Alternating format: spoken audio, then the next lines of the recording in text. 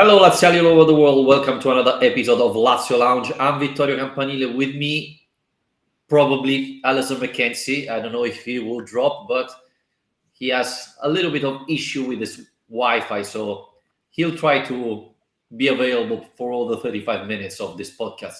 We have plenty of things to talk about.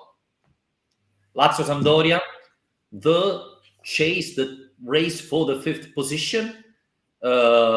Binance owner in Rome, a lot of rumors of Lotito selling Lazio. Is it true? Is it false?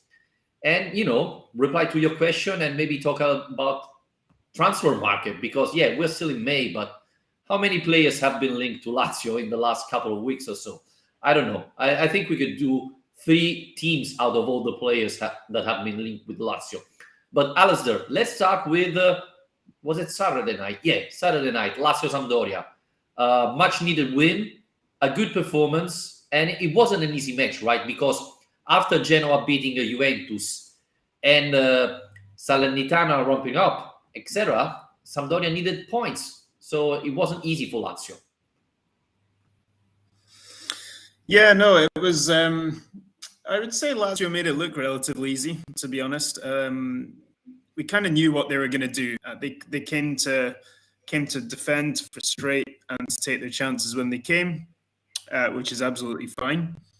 And I did wonder before the match if it was going to be one of those days where Lazio struggle with that and kind of toil, trying to work their way through a kind of packed midfield, packed defence. But in the end, I think the big difference was a completely revived Luis Alberto. And it's not the first time this season that we've seen Alberto being dropped by Sarri, and as a result, coming back stronger. Seems like it's a kind of mentality strategy that works with the guy because probably one of his best performances of the season. And he set one goal up, scored another one. And lo and behold, we're back to talking about Luis Alberto's future at Lazio again now. Yeah, well, this is a perfect Luis Alberto assist because Carsten asked us, why is Luis Alberto such a great player against the weak teams, but almost a liability against the stronger team? And what do we want about it?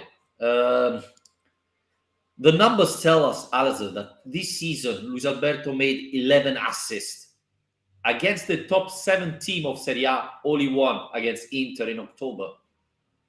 He made 5 assists against Spezia. 3 at the Stadio Olimpico and 2 away. I mean, 50% of his assists against Spezia. That's ridiculous. But Carsten got the point, right? He's top class against lower league team, but pretty much invisible against the top 7. I don't know if it's quite that cut and dry, to be honest. I mean, I think that perhaps this season especially he could keep producing more in those big games, but I don't think that we've generally been seeing this kind of level of performance from him every single time he's playing against the relegation battling teams, let's say. But obviously, as you mentioned, with the exception of poor Spezia. But yeah, I think he's a player who requires like a kind of a certain cocktail of things to be happening at the same time in order to be at his best.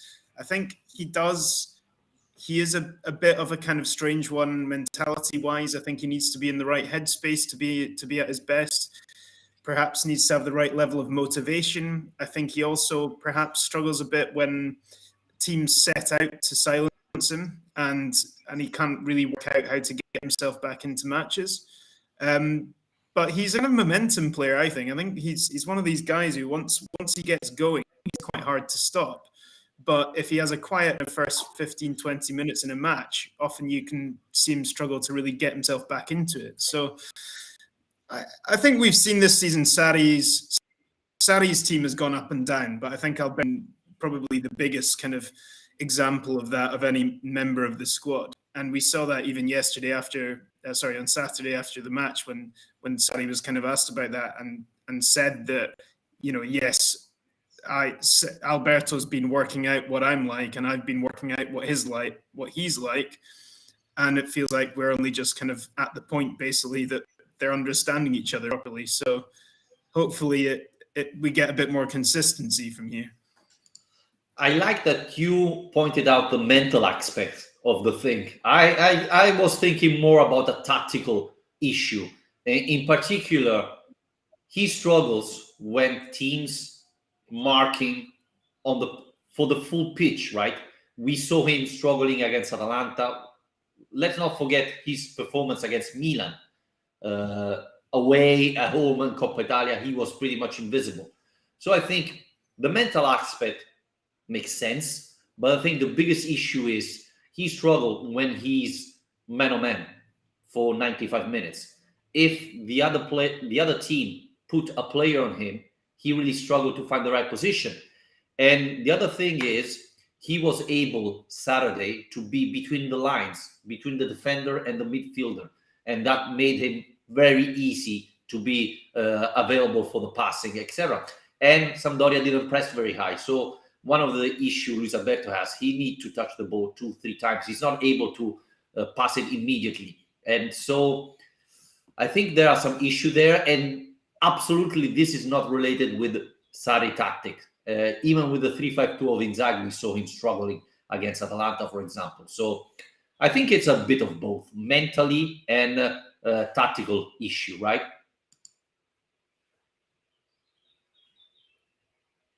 Okay, I guess Alasdair just froze, so maybe he's going to come back. Internet issue for Alasdair McKenzie. But yeah, I thought Luis Alberto had a great performance. But again, I want to see him playing better against bigger team, because the top player of your team has to make the difference, has to have an impact in bigger teams, not in bigger matches, not against lower team like Sampdoria, who has a big history, but is fighting for relegation at the moment. So it shouldn't be one of the team that could create issue for Lazio. But we have to say one thing very important is that Ciro Immobile got injured against Sampdoria, so there were a big risk that he couldn't finish the match at half of the first half. He got hit by Ferrari, I think so, and immediately Sarri asked to Luca Romero and Cabral to warm up. Now that was surprising because obviously we don't have that many options. With Pedro out, and rumors are that Pedro could be back for the match of next Monday, because Lazio is playing next Monday against Juventus. But without Pedro, we don't have that many options there. And on the bench, we just had Cabral and Luca Romero. Cabral, who played last match, what was it, end of February against Udinese, and after that, he didn't play a single second. Would have been the replacement for Ciro Immobile. But luckily enough, Ciro finished the match. He wasn't 100% fit. You could see it. He missed a couple of good chances, but he still kept fighting. And I think that's really important when you have a player like that he gives everything. And it's a statement of Ciro Immobile, I think. Even when he's not 100% fit, even when he missed some chances, he's still there helping the team, helping Lazio getting 3 very important points, because Roma is playing tonight against Fiorentina. Atalanta won, unfortunately. And now Lazio, we have to wait and see what happens tonight. If Roma wins, well, Fiorentina is pretty much out of the competition for the Europa League. So we can say that Roma and Lazio and Atalanta still are fighting for 2 positions. If Fiorentina wins, then Lazio will be 5th. And there's a chance that we could finish above Roma, and especially in the 5th position, which should be our target, even considering that Roma has I don't remember the fixture of Roma, but I think they have Venezia and Torino. So Venezia still fighting for relegation after winning yesterday, and then Torino is not an easy match. So Lazio still have a chance to finish above Roma, especially if they don't win tonight against Fiorentina, which is a complicated match. Let's see if we have Alasdair back again. Alasdair? Yeah, you're back. I was just talking about Ciro Immobile, who got injured. There are rumors he could miss Monday's match against Juventus. What do you make about Ciro's performance? Yeah, I thought it off, to be honest. I mean, it didn't surprise me that much afterwards to hear them saying he had some sort of fitness problem, because when Ciro plays, that he was quite quiet, and that quietly you tend to feel that something must be wrong, because like him. So yeah, I mean, I guess it highlights once again the lack of a backup, which we don't need to start talking about that. I already did. Don't worry. Games, and that's a couple kind of, isn't he? So he's probably got that anyway, given how it's going for Vlahovic Juventus. So it would be nice for him to score against Juventus and against Vlahovic directly to kind of seal that. Alasdair, we didn't talk about the player that scored the first goal. I know you are a big fan of him. So what do you make about Patrick?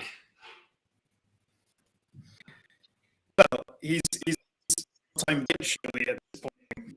Why were you looking at the window? Were you thinking about throwing yourself out? Still checking that my hot is actually working properly, because I'm terrified we're going to go in again. No, it was great. I mean, I was at the stadium on Saturday with a friend of mine, which is quite funny, the goal when it went in, but it's quite funny to see it like this, where there's probably as many people in the stand as there were celebrating because of that trick. First ever Serie A goal. Yep. I mean, it's dreadful defending. I watched it back again this morning, and he had it completely to himself. So it's as much a gimme as he's ever going to get. But it was nice, wasn't it, from a set piece, across the head from a defender. Really, Steve, we talked about that before. We don't really see that happen. So there he is. But it's been a great season for him, hasn't it? I mean, it's easy to laugh when it comes to Patrick, but our best defender this season. For me, at this point, I think it's absolutely makes no sense to not renew his contract. I mean, if he's happy to stay, I think we should be, getting him done. Wow, how did we end it that way, right? Now we want Patrick to stay. I mean, what happened to our defense? But yeah, I mean, I was in this team Saturday, and I could see that not only Patrick was completely free, but even Acerbi, who misses the ball in front of him, was completely free.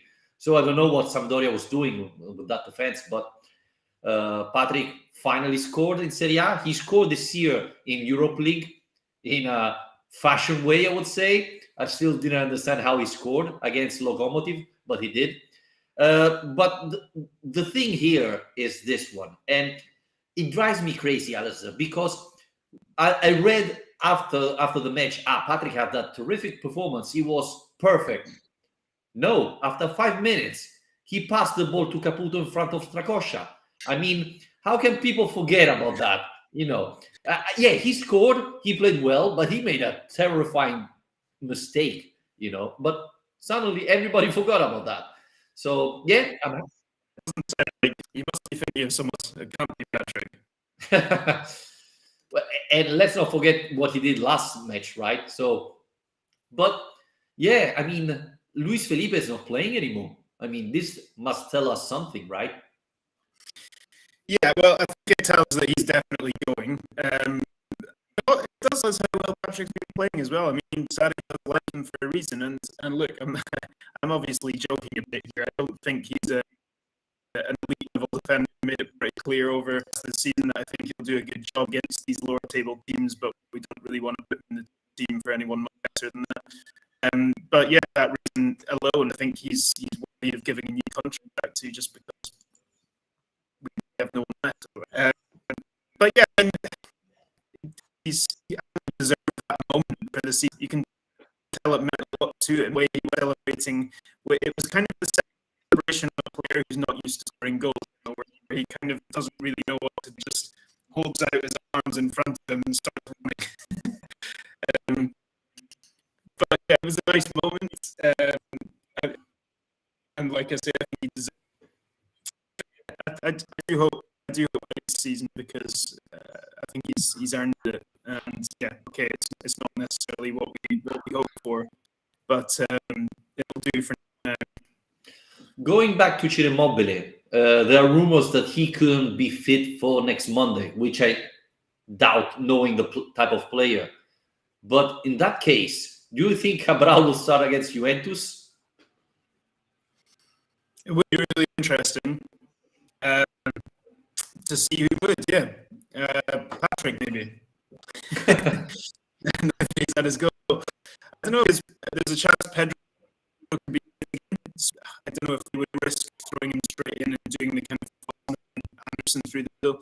I mean, Anderson recently played there already a couple of times this season, so I would expect, given Cabral has just been completely forgotten about, that Anderson would probably play through the middle, and then you'd bring in or someone on the wing instead. But I think Chiro will be there. Chiro will be there. He's always there. I wanted you, just before I cut off, actually, I wanted to ask you a question on Alberto just before we completely move on from him, because I think we be prisoners to the moment after every match. You know, who does well is great, who does bad is terrible, and goes. But definitely it's like that this week with Alberto. How important do you think he is for Lazio? There's also talk about he leaves. Obviously, he leaves at the same time as Milinkovic-Savic. That's a huge player's gone, but he's not the same level as Milinkovic-Savic. He's very productive, but he's got his flaws. But say again, how important do you think it is for Lazio to keep a player like Alberto, or are you happy for it to be the moment he moves on? Well, I think the first thing is how much we get if we sell both players. I don't think Lazio has an intention to sell both of them. So if Milinkovic leave, I think Luis Alberto won't. Honestly, I think it's easier to replace Luis Alberto rather than Milinkovic-Savic. So if I had to choose, probably Luis Alberto would be the player I would be trying to sell because it's easier to replace him. But I mean, if we sell both, I see it's very difficult. It would be very difficult for Sarri to build a team. And let's not forget that next summer, the Serie A is starting very early, 12th of August. So there's not that much time to prepare, to reorganize a team, losing two of the key players. Because yes, we mentioned that Luis Alberto had a terrific season with the lower teams and not with the top one. But still, you know, I believe you go in the Champions League beating your opponents. But for example, to reach the fifth, sixth position, you have to win the matches you have to win. So against lower team. So I think Luis Alberto is still important for that. So I would think that if Milinkovic leaves, which there are a lot of rumors about that, I don't think Luis Alberto would. I mean, it would be really, really strange to see them both leaving together, right? It would. I mean, it's usually damaging considering everything else that this team's problems. They are two of the kind of, I guess, 3 or 4 reliable players in this.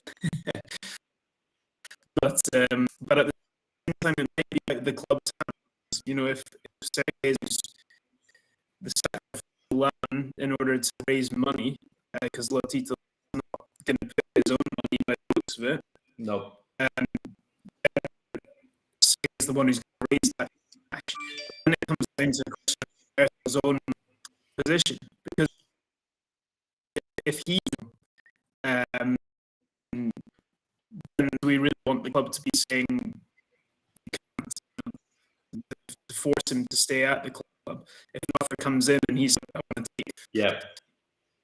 Because I think he is quite a difficult player to value. Because of this kind of inconsistency, his numbers are all very good. He's been playing at a very high level in a good league for a long time. But you sense that he would struggle if he went to an absolute top team. Anyway, I find it difficult to work out on a realistic price for Alberto. Well, I think Lazio, knowing Lotito, he could find a team paying him 30 million euros, just like Correa, right? I think that could be the right valuation for the player. So again, as you mentioned, if he has to leave, then the club has to sell him, especially because what you mentioned before about his mentally fitness, he has to be focused, and not always he is. So if his mind is somewhere else, then you have to let it go. But I think you can make 25, 30 million euros from Luis Alberto. So, with that money, you can maybe not rebuild completely the team, but definitely improve it. So that's something you have to consider when you're talking about Luis Alberto. But again, signing sorry for that money, you can get Ricci and Dennis Favro. Yeah, so you have not quite. You have a Champions League team there, right? So by the way, Mallorca's manager said Murici is our Champions League, so He got assist on the weekend. I think they lost quite badly. 6-2, something like that. And that's and that's huge, because who is Mallorca's goalkeeper, right? I mean, wow, we are signing a very explosive goalkeeper. I'm really pleased. I think another thing we need to talk about in regards to the game on Saturday is the crowd, because this is the ongoing season. The poor attendances, the failure of the club to launch any kind of season ticket program, and there was this strike from the ultras and other fans after, for the Milan game. But then Sampdoria, they lower the prices. It was €10 for the Stinti. It was 20 for Tevere, where I was, which is very low for the main stand. And lo and behold, they get 33,500, I think it was. Yep. Is it this simple? Is it just a case of lower prices and they'll get the crowd, or are we missing something? Well, we have a question about that from Per Nielsen, asking why the low attendance of the Stadio Olimpico. I think there are so many issues, right? So many things that we have to discuss that it's not easy. I mean, we should do a special podcast about that. But to sum it up, I think there's a part of Lazio fan who doesn't go anymore to the stadium, saying, because they think we are not giving the money to Lotito, so we are not buying the tickets of Lazio because we don't want to pay Lotito, which is completely wrong. The money doesn't go to Lotito, this to the club. So that's a different thing. The other thing is, as you mentioned, Roma made season ticket this summer, this year. Lazio didn't. So for people like me that went to pretty much all matches, I spent like 3 times more than I would normally do with the season tickets. 3 times. So that's huge. Just to give a comparison, I went to Tribuna Tevere at Lazio Lokomotiv, that I think was the first match of Europe League this season, and I paid 40 euros. 40 euros. So it's the double of the price you paid Saturday for a match that wasn't that important, right? So it's a lot of money for the usual fans that go there. Third, it's very complicated to get to the Stadio Olimpico. Rome, it's awful to get to move. And then, there's this issue between fans and Lotito that doesn't create the atmosphere. Lazio fans are not very happy to go to the stadium. There's not the passion that it was maybe a couple of years ago, where Lazio was fighting for the Champions League, and people could dream that Lotito would finally build a big team. So people say, I prefer to stay at home and don't go to the matches. And obviously, there is a ticket policy that is completely different compared to Rome. We saw Roma doing season tickets, doing so many discounts offer for Christmas, for Black Friday, and so on. Lazio didn't do anything about that, and so that definitely doesn't help. Yeah, I agree with all what everyone said. I'd also even throw in a couple more factors. A couple of those. One, which is a pretty basic one, is that going to the Stadio Olimpico to watch a game isn't a particularly nice experience, in the sense that you don't get great money if you're spending €40 for it. Might not sound like much if you're used to going to watch Premier League matches, for example. But if you compare going to, I don't know, the Emirates to going to, they're two completely different things.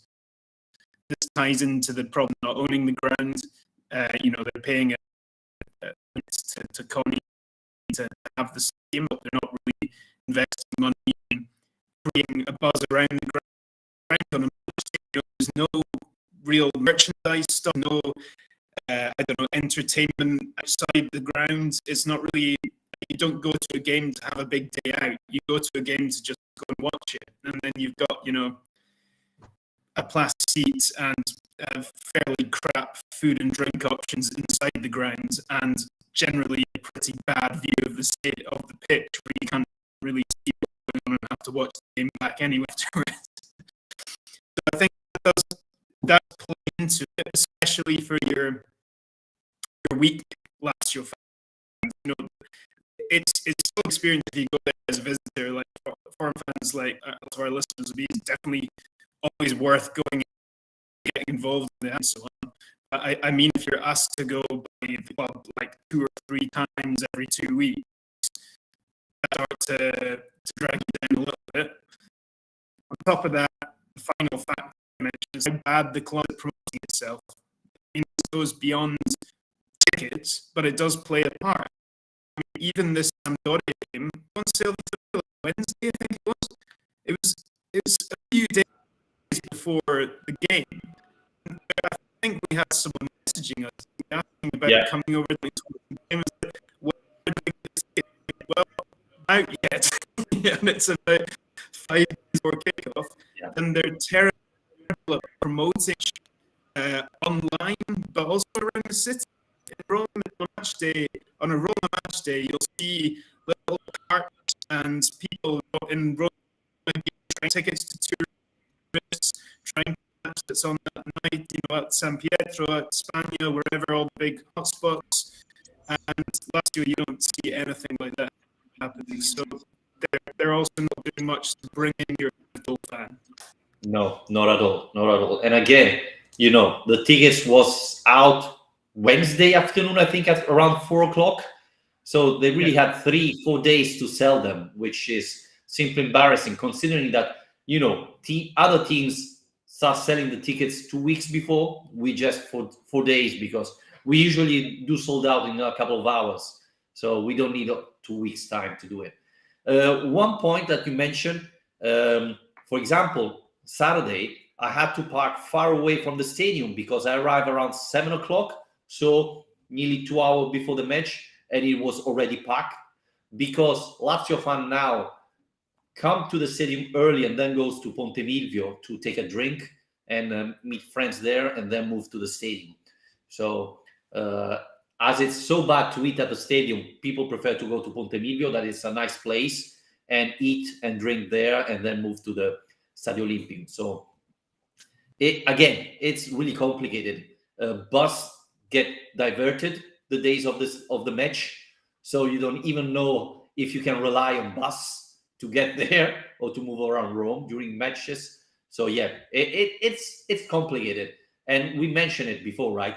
Stadio Olimpico, it's Not the perfect stadium, because let's not forget there's rugby playing there, there's athletic playing there. Now this week there's a tennis tournament, so it's going to be even more complicated to get to the stadium. So yeah, it's complicated, and Lazio just add on to this issue. So as you can see, there's multiple issues that going on there because of this. Even though, I mean, against Sampdoria, we had a lot of people there, so that's good. Now the question is, the last match of the season, Lazio Verona, will Lazio again offer this same type of prices, and when those tickets will be on sale? Because it could be a decisive match, Alasdair. Exactly, and I think that taking into consideration what we just said, the fact that they got 33,500 impressive, considering how late went on sale and all those other factors. I think that's the base crowd Lazio should be getting every week. Well, if you promote it properly, if you price it properly, and try and sort out some of the other issues to make it a more appealing idea to get there. Complaints about my wife.